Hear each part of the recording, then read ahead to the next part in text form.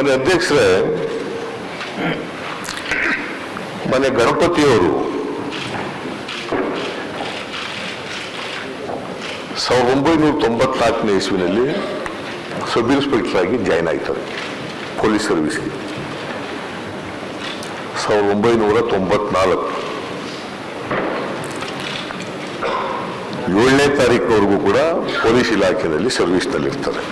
7 ತಿಂಗಳು 7 ಸರ್ವಿಸ್ನಲ್ಲಿರ್ತಾರೆ. ಸುಮಾರು 22 ವರ್ಷಗಳ ಕಾಲ ಪೊಲೀಸ್ ಇಲಾಖೆಯಲ್ಲಿ ಕೆಲಸ ಮಾಡಿದ್ದಾರೆ.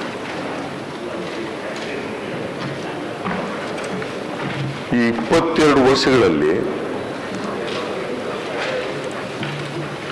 ಸುಮಾರು 70% 70ರಿಂದ 80% ಎಕ್ಸಿಕ್ಯೂಟಿವ್ ಪೋಸ್ಟ್ನಲ್ಲೇ ಕೆಲಸ ಮಾಡ್ತಾರೆ. ಸಬ್ ಇನ್ಸ್ಪೆಕ್ಟರ್ ಆಗಿ, ಇನ್ಸ್ಪೆಕ್ಟರ್ ಆಗಿ ಮಂಗಳೂರಿನಲ್ಲಿ ಕೆಲಸ ಮಾಡ್ತಾರೆ, ಬಂಟ್ವಾಳದಲ್ಲಿ ಕೆಲಸ ಮಾಡ್ತಾರೆ, ಕದರಿನಲ್ಲಿ ಕೆಲಸ ಮಾಡ್ತಾರೆ, ಉಳ್ಳಾಳದಲ್ಲಿ ಕೆಲಸ ಮಾಡ್ತಾರೆ, ನರಸಿಂಹರಾಜ ಪೊಲೀಸ್ ಸ್ಟೇಷನಲ್ಲಿ ಕೆಲಸ ಮಾಡ್ತಾರೆ, ಆಮೇಲೆ ಯಶವಂತಪುರದಲ್ಲಿ ಕೆಲಸ ಮಾಡ್ತಾರೆ, ಮಡಿವಾಳದಲ್ಲಿ ಕೆಲಸ ಮಾಡ್ತಾರೆ, ರಾಜಗೋಪಾಲ್ ನಗರದಲ್ಲಿ ಕೆಲಸ ಮಾಡ್ತಾರೆ. ಈ ಎಲ್ಲ ಕಡೆನೂ ಕೂಡ ಅವರು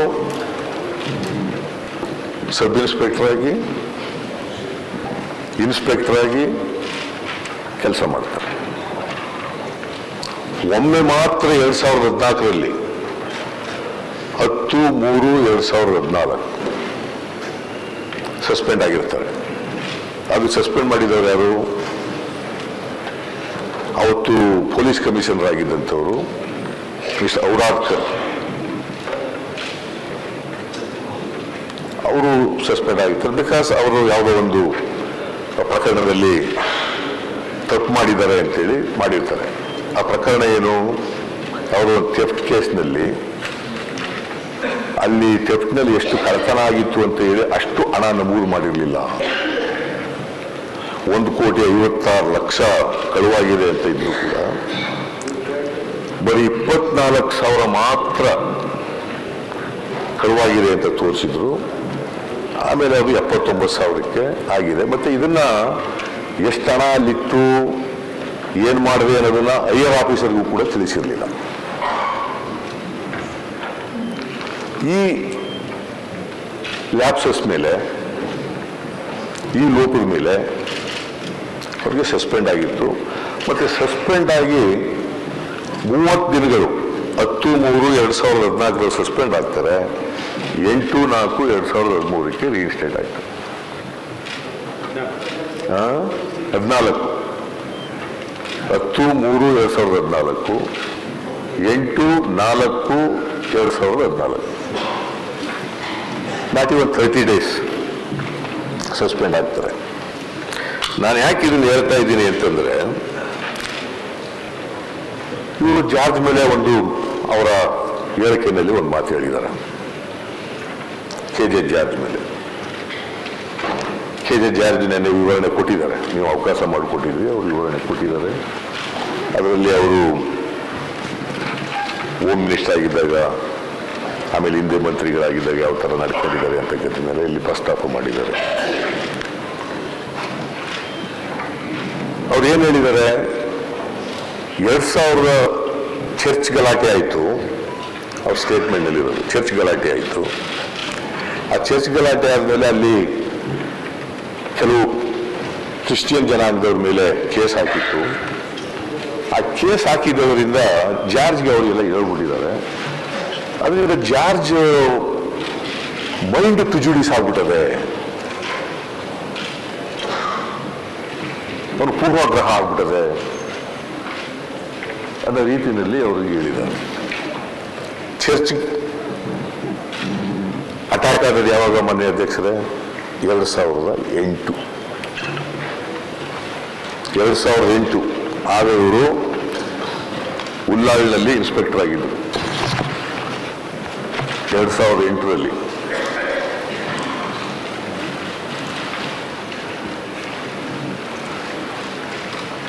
ಜಾರ್ಜ್ ಮಂತ್ರಿ ಆಗೋದು ಯಾವಾಗ? 2013 ಮೇ ತಿಂಗಳಲ್ಲಿ.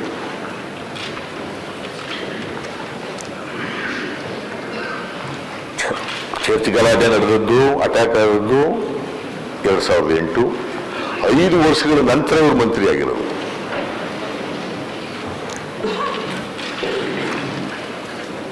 ಇವರು 2013 ಜೂನ್ನಲ್ಲಿ ಮಂಗಳೂರಿಗೆ ಹೋಗ್ತಾರೆ, ಜುಲೈನಲ್ಲಿ ಮಂಗಳೂರಿಗೆ ಹೋಗ್ತಾರೆ.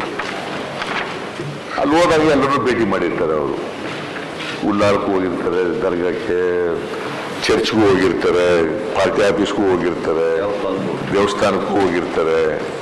ಎಲ್ಲ ಕಡೆ ಹೋಗಿದ್ದು ಬರ್ತಾರೆ. ಮೊದಲನೇ ಸಾರಿ ಮಂತ್ರಿಯಾಗಿ ಹೋಗಿದ್ರು, ಎಲ್ಲ ಕಡೆ ಹೋಗಿದ್ದು ಬರ್ತಾರೆ. ಅಲ್ಲಿ ಎಲ್ಲರೂ ಭೇಟಿ ಮಾಡಿ ಬಂದಿರ್ತಾರೆ. ಇವ್ರಿಗೇನು ಯಾರು ಏನು ಹೇಳಿರೋದಿಲ್ಲ. ಬಿಕಾಸ್ 2008ರಲ್ಲಿ ಅದು ಚರ್ಚ್ ಗಲಾಟೆ ನಡೆದಿದ್ದದು. ಅಲ್ಲಿಂದ ಇವ್ರು ಬರ್ತಾರೆ. ಆಮೇಲೆ ಇದು ಮಾನ್ಯ ಅಧ್ಯಕ್ಷರೇ. ಎರಡನೇದು, ಜಾರ್ಜು ಪೂರ್ವಗ್ರಹ ಪೀಡಿತರಾಗಿದ್ದು ಅನ್ನೋದಕ್ಕೆ ಏನಾದ್ರು ಪುರಾವೆಗಳು ಇರಬೇಕಲ್ಲ, ಏನಾದ್ರು ಪ್ರಾಕ್ಸಿಮಿಟಿ ಯಾರು ಇರಬೇಕಲ್ಲ, ಏನಾದ್ರು ಹೇಳ್ತಕ್ಕಂಥ ವಿಚಾರಗಳು ಅದಕ್ಕೆ ಸಂಬಂಧಪಟ್ಟಂಥವ್ರು ಇರಬೇಕಲ್ಲ. ಇವರು ಮಂತ್ರಿ ಇರುವಾಗಲೇ ಸೆಪ್ಟೆಂಬರ್ 2013 ನಿಮ್ಮ ಸ್ಟೇಷನಲ್ಲಿ ಬಂದು ನರಸಿಂಹನಗರದಲ್ಲಿ ಬಂದು ಆಗಿದ್ರು, ಇನ್ಸ್ಪೆಕ್ಟರ್ ಆಗಿದ್ರು ಅವರು 2009ರಲ್ಲಿ.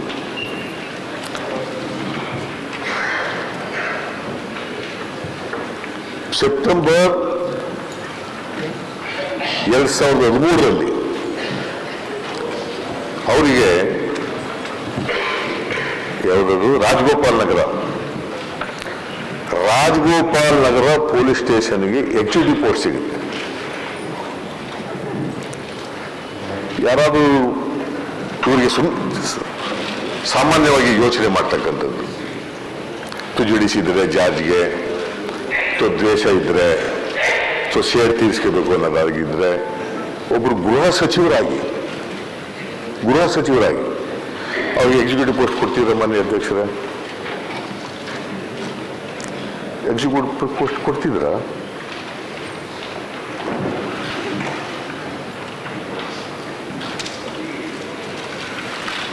ನಾನು ಯಾಕೆ ಇದನ್ನು ಹೇಳ್ತಾ ಇದ್ದೀನಿ ಅಂತಂದ್ರೆ, ಜಾರ್ಜ್ ನಿನ್ನೆ ಅವರು ಪ್ರಸ್ತಾಪ ಮಾಡದಂತೆ ಯಾವತ್ತೂ ರಾಜಕೀಯ ಜೀವನದಲ್ಲಿ ಸೇಡ್ ತೀರಿಸ್ಕೊಳ್ತಕ್ಕಂಥ ರಾಜಕಾರಣ ಮಾಡಿಲ್ಲ, ಮಾಡಲೂಬಾರದು.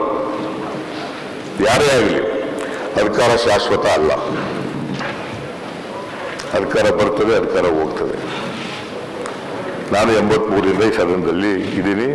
ಅನೇಕ ಸಾರಿ ಅಧಿಕಾರಕ್ಕೆ ಬಂದಿದ್ದೀನಿ, ಅನೇಕ ಸಾರಿ ಅಧಿಕಾರದಿಂದ ಹೋಗಿದ್ದೀನಿ. ಆ ಕಡೆನೂ ಕೂತಿದ್ದೀನಿ, ಈ ಕಡೆನೂ ಕೂತಿದ್ದೀನಿ. ಯಾರಿಗೂ ಶಾಶ್ವತ ಅಲ್ಲ. ಅಧಿಕಾರ ಇದೆ ಅಂತೇಳಿ ದರ್ಪ ಮಾಡೋಕ್ಕೂ ಸಾಧ್ಯ ಇಲ್ಲ. ಅಧಿಕಾರ ಇದೆ ಅಂತೇಳಿ ಸೇಡ್ ತೀರಿಸ್ಕೊಳ್ತಕ್ಕಂಥ ಸೇಡಿನ ರಾಜಕಾರಣನೂ ಕೂಡ ಮಾಡಬಾರ್ದು, ಯಾರು ಮಾಡಬಾರ್ದು. ನಾನು ಕಳೆದ 3 ವರ್ಷದಿಂದ ಜಾರ್ಜ್ ನಮ್ಮ ಜೊತೆ ಕೆಲಸ ಮಾಡ್ತಾ ಇದ್ದಾರೆ. ಯಾವತ್ತೂ ಕೂಡ ಯಾವ ಅಧಿಕಾರಿಗಳ ಮೇಲೂ ಕೂಡ ಒಂದೇ ಒಂದು ದೂರು ಹೇಳಿರ್ತಕ್ಕಂಥದ್ದಿಲ್ಲ, ಅಥವಾ ಇಂಥವ್ರ ಮೇಲೆ ಕ್ರಮ ತಗೊಳ್ಳಿ ಕಾರಣಕ್ಕೋಸ್ಕರ ಅಂತಕ್ಕಂಥದ್ದು ಹೇಳಿರೋದು ಕೂಡ ಇಲ್ಲ. ನಾನು ಜೂನಿಯರ್ ಆಫೀಸರ್ಗಳಾಗಿರಲಿ, ಸೀನಿಯರ್ ಆಫೀಸರ್ಗಳಾಗಿರಲಿ, ಯಾರೇ ಆಗಲಿ ಯಾವತ್ತೂ ಬಂದು ನಡೆದಿಲ್ಲ, ಆ ಥರ ಮಾಡೂ ಇಲ್ಲ. ಮತ್ತೆ ಅವರು ಪ್ರಮೋಷನ್ ಕೂಡ ಕೊಟ್ಟಿದೆ. ಗಣಪತಿಗೆ 2002ರಲ್ಲಿ ಸಬ್ ಇನ್ಸ್ಪೆಕ್ಟರ್ ಇನ್ಸ್ಪೆಕ್ಟರ್ ಆಗಿ ಅವರು ಪ್ರಮೋಷನ್ ಆಗಿದೆ. ಅವ್ರ ಜೊತೆಯಲ್ಲಿ ಬೇರೆಯವರು ಕೂಡ ಅವ್ರ ಬ್ಯಾಚ್ಮೇಟ್ಗಳಿಗೆಲ್ಲ ಆಗಿದೆ ಒಟ್ಟಿಗೆ. ಮತ್ತೆ 2016ರಲ್ಲಿ ಈಗ ಇತ್ತೀಚೆಗೆ 4ನೇ ತಿಂಗಳಲ್ಲಿ ಡಿವೈಎಸ್ಪಿ ಪ್ರಮೋಷನ್ ಆಗಿದೆ. ನಾರ್ಮಲಿ ಜನರಲಿ ಪೊಲೀಸ್ ಇಲಾಖೆಯಲ್ಲಿ ಪ್ರಮೋಷನ್ ಆದಾಗ ಯಾವಾಗಲೂ ಕೂಡ ನಾನ್ ಎಕ್ಸಿಕ್ಯೂಟಿವ್ ಪೋಸ್ಟ್ ಕೊಡ್ತಾರೆ. ಎಲ್ಲರಿಗೂ ಒಬ್ಬರಿಗೆ ಅಂತಲ್ಲ, ಗಣಪತಿ ಒಬ್ಬರಿಗೆ ಅಲ್ಲ, ಇವ್ರ ಜೊತೆ 20 ಜನ ಆಗಿದ್ದಾರೆ. ಆ 20 ಜನಕ್ಕೂ ಕೂಡ ನಾನ್ ಎಕ್ಸಿಕ್ಯೂಟಿವ್ಗೂ ಕೊಟ್ಟಿದ್ದಾರೆ. ಇವ್ರಿಗೂ ಕೂಡ ಏಪ್ರಿಲ್ನಲ್ಲಿ ಡಿವೈಎಸ್ಪಿ ಆಗಿ ಪ್ರಮೋಟ್ ಆದಾಗ 20 ಜನಗಳ ಜೊತೆ ಇವರಿಗೆ ಮಂಗಳೂರಿನಲ್ಲಿ ಕೊಟ್ಟಿದ್ದಾರೆ. ಕಾರಣ ಯಾಕಪ್ಪ ಅಂತಂದ್ರೆ ಇವರ ಮಡದಿ ಮತ್ತು ಮಕ್ಕಳು ಮಂಗಳೂರಿನಲ್ಲಿದ್ದರು. ಅಲ್ಲಿ ಇವ್ರ ಮಡದಿ ಮತ್ತು ಇವ್ರ ಮಕ್ಕಳೆಲ್ಲ ವಾಸ ಇದ್ರು. ಆ ಕಾರಣಕ್ಕೋಸ್ಕರವಾಗಿ ಇವರಿಗೆ ಪಾಪ ಅನುಕೂಲ ಆಗಲಿ ಅನ್ನೋ ಕಾರಣಕ್ಕೋಸ್ಕರವೇ ಅಲ್ಲಿ ಹಾಕಿದ್ದಾರೆ. ಅಲ್ಲಿ ಏಪ್ರಿಲ್ನಿಂದ ಇಲ್ಲಿವರೆಗೆ 7ನೇ ತಾರೀಕಿನವರೆಗೂ ಕೂಡ ಕೆಲಸ ಮಾಡ್ಕೊಂಡಿದ್ದಾರೆ. ನಾನ್ executive post of course.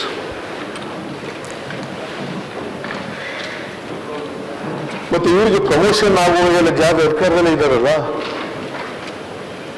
DYSP ಆದ ಪ್ರಮೋಷನ್ ಆದಾಗ ಪೋಸ್ಟಿಂಗ್ಗಳು ಕೊಟ್ಟಾಗ ಯಶವಂತ್ ಇದರಲ್ಲೆಲ್ಲ ಬೇರೆ ಬೇರೆ ಕಡೆಯಲ್ಲೆಲ್ಲ ಅವ್ರು ಕೆಲಸ ಮಾಡುವಾಗೆಲ್ಲ ಅಧಿಕಾರದಲ್ಲೇ ಇದ್ದಾರಲ್ಲ.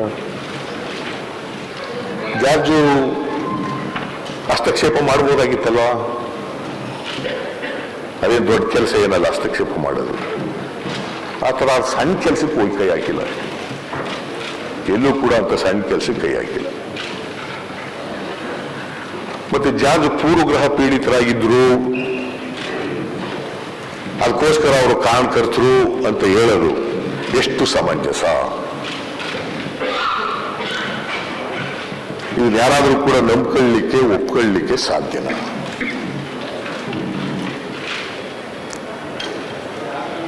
ಯಾರು ಕೂಡ ನೋ ಪ್ರೂಡೆಂಟ್ ಮ್ಯಾನ್ ಇದನ್ನು ಒಪ್ಕೊಳ್ಳಿಕ್ಕೆ ಸಾಧ್ಯ ಇಲ್ಲ. ಹಸ್ತಕ್ಷೇಪ ಮಾಡಿದ್ರು, ಪೂರ್ವಗ್ರಹ ಪೀಡಿತರಾಗಿದ್ರು, ಷೇಡಿಂಗ್ ಕ್ರಮ ತಗೊಂಡ್ರು, ಈ ಥರದ್ದು ಎಲ್ಲೂ ಕೂಡ ಯಾವುದೇ ನಿದರ್ಶನಗಳಾಗಲಿ ಅವರ ಪುರಾವೆಗಳಾಗಲಿ ಪೂರಕವಾಗಿರ್ತಕ್ಕಂಥದ್ದು ಯಾವುದೂ ಇಲ್ಲ.